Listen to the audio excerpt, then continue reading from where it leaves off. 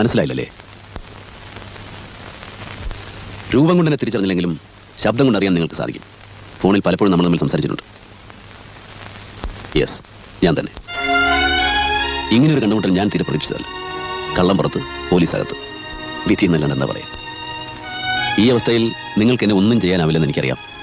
കളവിനേക്കാൾ വലിയ കുറ്റമാണ് കൊലപാതകം. മറ്റുള്ളവരെ വിശ്വസിപ്പിക്കാൻ നിങ്ങളെക്കാൾ എളുപ്പം എനിക്കാണ്. നിങ്ങളൊരു പാവമാണ് മിസ്റ്റർ ശേഖർ. ഉദ്യോഗത്തിനോട് നീതി പുലർത്താൻ മാത്രമേ നിങ്ങൾ പഠിച്ചിട്ടുള്ളൂ.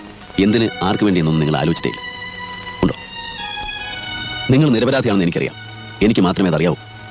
കോടതിക്ക് സാക്ഷിമൊഴികളെ വിശ്വസിക്കേണ്ടി വരുമ്പോൾ നിരപരാധികളും ശിക്ഷിക്കപ്പെടും. പക്ഷേ നിങ്ങൾ ശിക്ഷിക്കപ്പെടരുതെന്ന് എൻ്റെ മനസാക്ഷിയോട് പറയുന്നു. നന്മയുടെ ഭാഗത്ത് നിൽക്കുക എന്നത് നീതിപാലകരുടെ മാത്രം കുത്തകയല്ല. അത് നിങ്ങൾ മനസ്സിലാക്കണം. ഞാൻ നിങ്ങളുടെ വീട്ടിൽ പോയിരുന്നു. നിങ്ങൾക്കൊന്നും സംഭവിക്കില്ല എന്ന് നിങ്ങളുടെ ഭാര്യയ്ക്ക് ഞാൻ വാക്കുകൊടുത്തിട്ടുണ്ട്.